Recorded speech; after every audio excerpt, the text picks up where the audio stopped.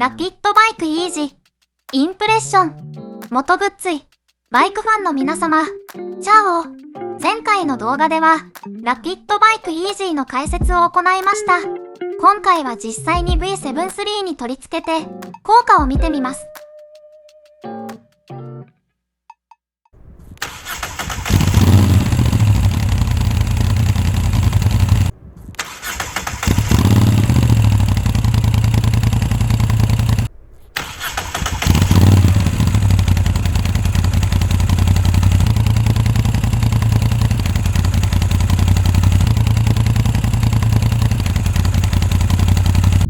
大きな違いはありませんが、ラピッドバイクイージー取り付け後は、アイドリング時の排気音が太くなり、ハンドルの振動も増えています。鼓動感が増していて、良い変化です。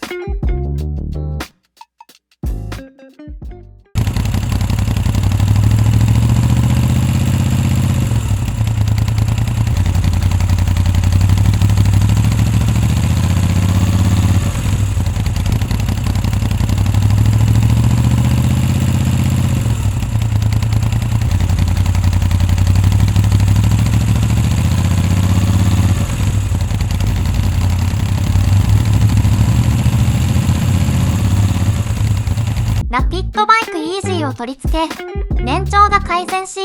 スロットル開け始め数%のコントロール幅が広がりました。そのため、低速走行時にほんの少しスロットルを開けたい時に、回転数が唐突に上がりにくくなりました。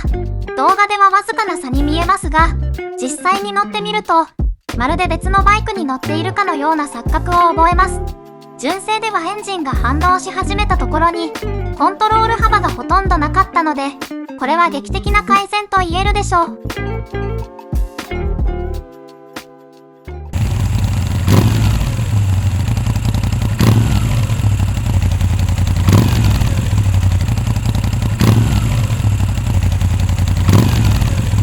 純正はバルンと鋭く回転数が立ち上がるのに対し、ラピッドバイクイージーはドルルンと回転の上昇がわずかに遅くなりました。つまり、燃料が濃くなったことでレスポンスはやや悪化しています。逆に言うと、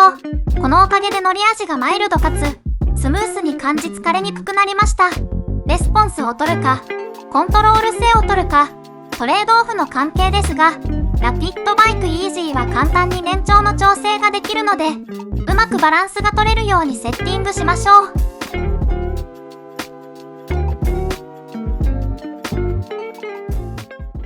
スロットルにクリップをつけて一定以上スロットルが開かないようにしました。スロットル回路はおおよそ 10% です。この状態で2速固定、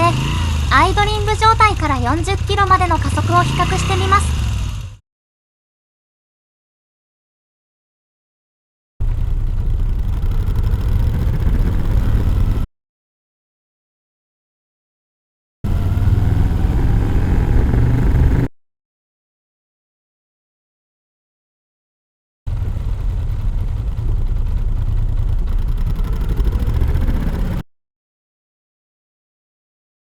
レスポンスが悪化した結果、30キロまでの加速が遅れていますが、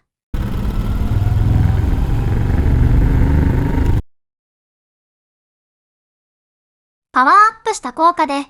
40キロへの到達が速くなっています。V7-3 の推奨セッティングは燃料費プラス2です。このセッティングはコントロール性が高くなる一方、レスポンスがやや悪化してしまいます。今まで通りグリッピングすると、吹き上がりがやや遅く感じ、もう少しレスポンスが欲しいと感じます。そこで、おすすめなのが燃料費プラス1です。燃料費プラス1にすると、プラス2で感じていたコントロール性の良さは損なわず、純正に近いレスポンスを得ることができます。ラピッドバイクイージーを取り付けたはいいけど、レスポンスがいまいちと感じる方は、燃料費プラス1を試してみてはいかがでしょうか。最後にまとめですが、ラピッドバイクイージーは取り付けがとても簡単な割に、その効果はとても高いと感じました。V7-3 に乗っていて感じていたネガティブ要素を見事解消し、よりツーリングが楽しいマシンになりました。コントロール性が上がるだけではなく、アイドリングからおおよそ3000回転の領域でトルクアップを感じることができ、発進時や街中の走行、コーナーの立ち上がりなど、繊細なアクセルワークを求められるときは高い効果を発揮します。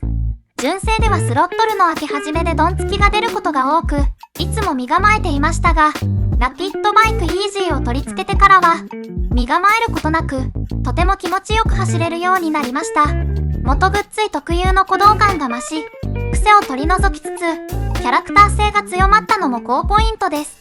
また、車外マフラーに交換していると、アフターファイアが出てしまうのですが、ラピッドバイクイージーを取り付けるとかなり軽減されます。V7 シリーズに乗っていて、ドンつき、ギクシャク感が気になる方や、車外マフラーのアフターファイアを軽減させたい方におすすめします。最後までご視聴いただき、ありがとうございました。チャオ。